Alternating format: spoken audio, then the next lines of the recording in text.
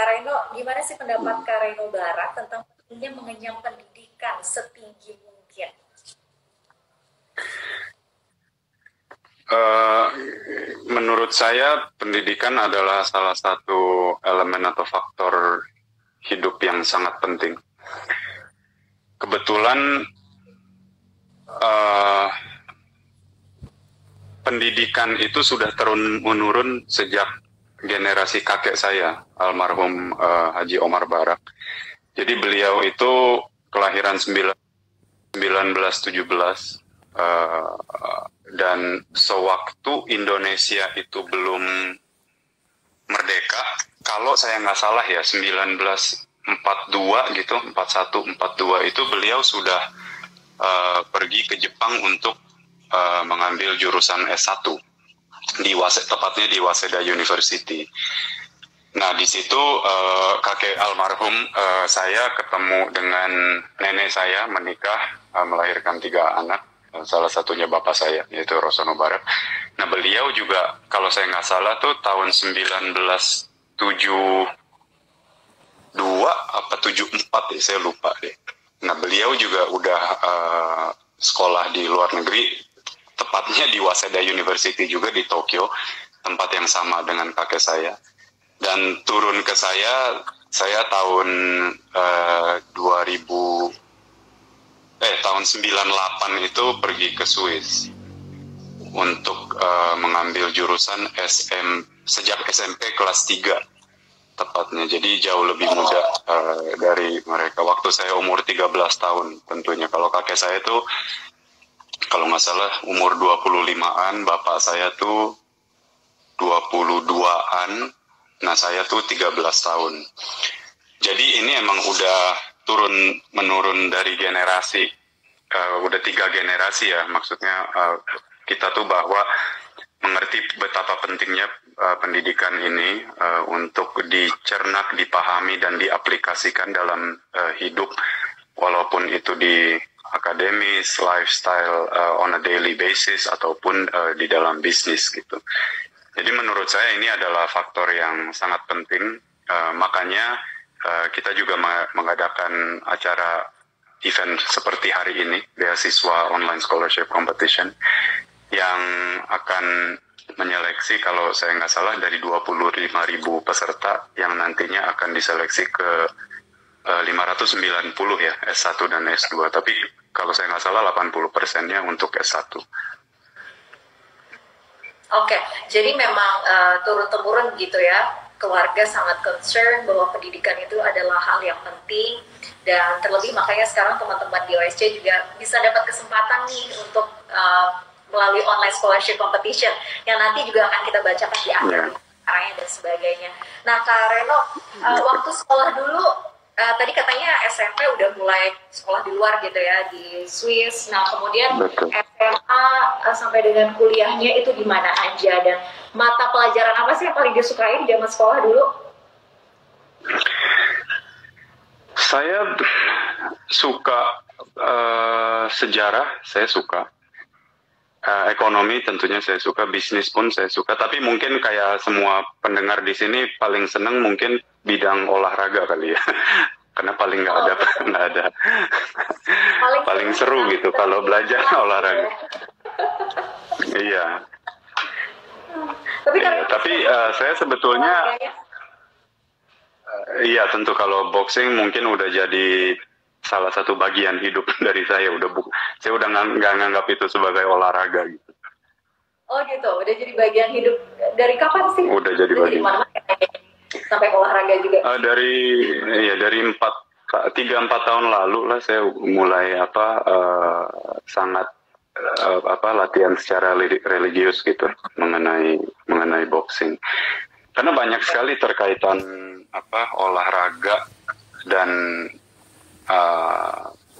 hidup sendiri gitu. Karena kan sebetulnya kita tuh dilahirkan kayak satu tubuh kecil ya, anak bayi gitu, yang mungkin ngangkat kepala sendiri pun nggak bisa gitu waktu kecil. Nah, ini kan banyak sekali hal-hal yang harus kita download kan. dalam hidup. Dan itu adalah tentu pilihan kita. Kita mau melakukan apa dalam hidup, mau mempelajari apa, mau menekuni apa. Mungkin orang yang belum bisa terbang bisa lari, orang yang belum bisa lari bisa jalan. Kalau belum bisa jalan, merangkak dulu gitu. Jadi semuanya tuh, semua profesional boxer pasti mulainya tuh amatir dulu gitu. Yang mungkin belum bisa mukul sampai bisa jadi juara dunia gitu. Jadi sebetulnya kita punya waktu yang sama. Semua manusia di planet bumi ini ada 24 jam dalam satu hari, 365 hari. Jadi sebetulnya ya fair-fair aja gitu. Kita berkompetisi di dalam itu. Tentu yang menentukan sukses sebetulnya buat saya ada dua hal ya. Satu, ada faktor keberuntungan, itu tentu ada, yang mungkin bisa bukan dicapai ya, mungkin memang takdirnya seperti itu atau dengan berdoa. Tapi ada satu lagi yang menurut saya itu sangat penting, yaitu adalah kerja keras. Kita itu tidak luput ya dari partnership, distributor, agen, rekan kerja dan lain-lain. Itu semua bisa meninggalkan atau mengkhianati kita. Tapi dalam arti hidup, filosofi saya yang paling tidak bisa mengkhianati itu adalah kerja keras. Karena hari ini mungkin kita bekerja bukan untuk ngambil panennya kita setiap hari. Hari ini ambil panen, besok ambil panen lagi. Enggak. Tapi kita itu betapa pentingnya hari ini, besok, lusa, minggu depan itu menanam bibit-bibit yang akan panen ke depannya gitu loh.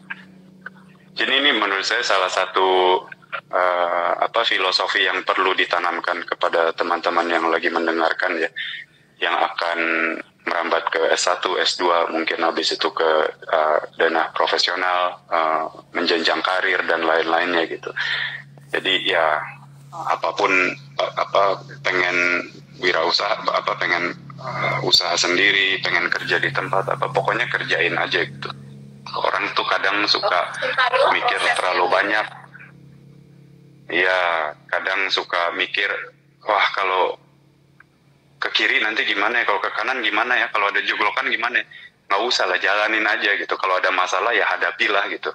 Dan berpikirlah secara solutif gitu. Oke, tadi kuncinya adalah kerja keras, jadi jalanin aja apapun yang menjadi impian itu dicoba dulu begitu ya, urusan nanti hasilnya gimana kita lihat ke depannya. Nah, Kak Reno, balik lagi soal masa-masa sekolah di masa pendidikan tadi, katanya pelajaran paling disukai adalah sejarah. Mungkin kebanyakan dari teman-teman kita, kalau saya sendiri sih sebetulnya sejarah itu pelajaran yang mungkin tidak terlalu menarik begitu ya. Tapi bagi Kak Reno ini adalah hal yang menarik begitu. Nah ini menarik sekali. Nah kemudian ada tidak guru yang paling disukai? Mungkin tadi untuk guru sejarah mungkin. Saya justru paling nggak suka sama guru sejarah. Saya justru paling nggak suka sama guru sejarah saya. Suka sama guru sejarah, tapi pelajarannya suka. Suka, menarik. Jadi kan saya ngomongin dalam time frame yang agak panjang ya. Jadi waktu saya masih di Jakarta di Al-Azhar Pusat, itu memang karena saya kan darahnya lebih banyak Jepang ya Mbak ya. Jadi bahasa Indonesia itu adalah bahasa sekunder saya gitu. Saya tuh suka sekali sama ilmu-ilmu seperti kerajaan zaman dulu gitu, Majapahit, Gajah Mada, dan juga pahlawan-pahlawan nasional, Imam Bonjol, Sultan Agung dan lain-lainnya. Itu saya suka, cuman saya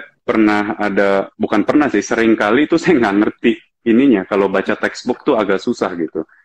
Nggak bisa dicernak dengan baik gitu. Nah, setelah saya pindah ke Eropa, yakni di Swiss dan di Prancis, sejarahnya kan udah lebih global ya. Kita ngomongin revolusi Prancis, revolusi Itali, revolusi industrialis dan lain-lain. Itu makin menarik perhatian saya gitu. Karena ya kita ada di era ini dengan teknologi yang ada sekarang ya karena pastinya dari jasa-jasa orang-orang hebat seperti yang sudah lalu gitu.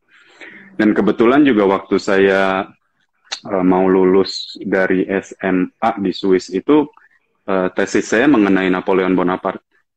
Oh ya. Karena saya suka sama karakternya gitu. Bagaimana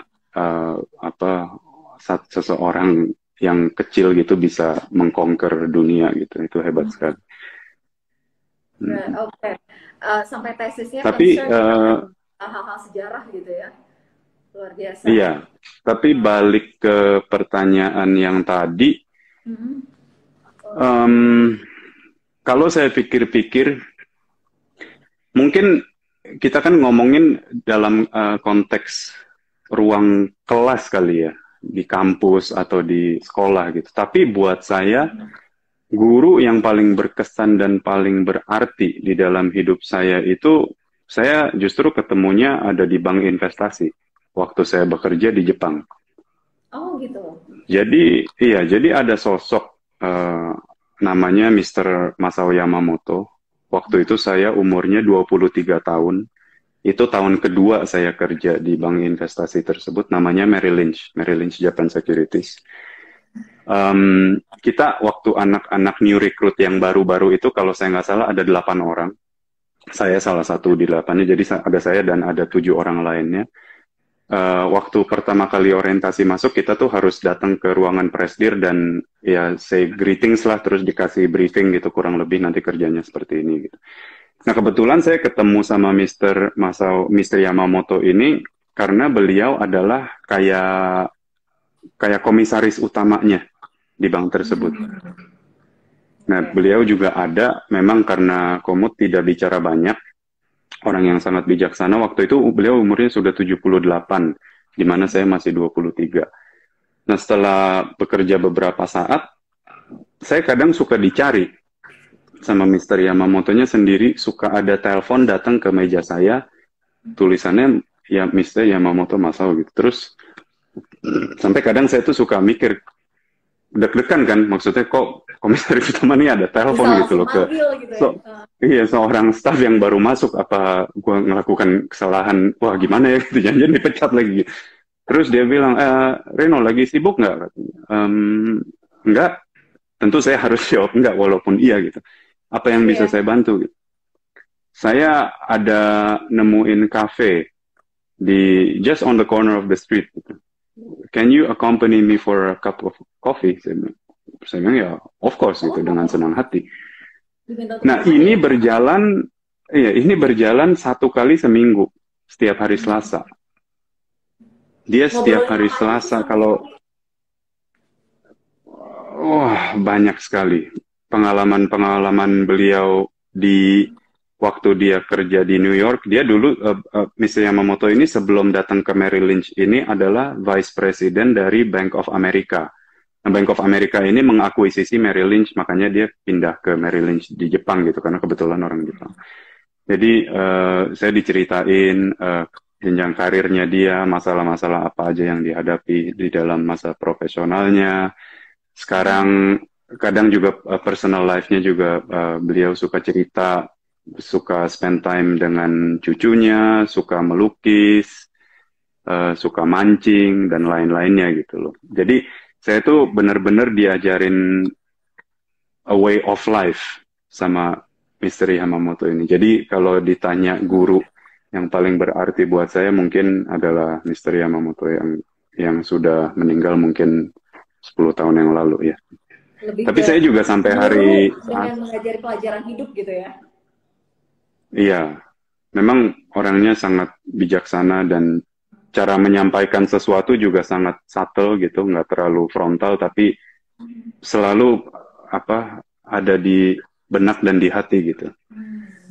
Tapi juga saya tuh sampai sekarang kalau suka mengingat Mr. Yamamoto, saya tuh bingung ya, kok bisa ya, maksud bukan bapak-bapak lagi, kakek-kakek begitu hebat, pangkat tinggi, 78 tahun, apa yang dilihat dari saya gitu. Itu saya sampai hari ini nggak pernah terjawab gitu. Kenapa dia bisa sampai weekly gitu. Pernah menanyakan langsung? Nggak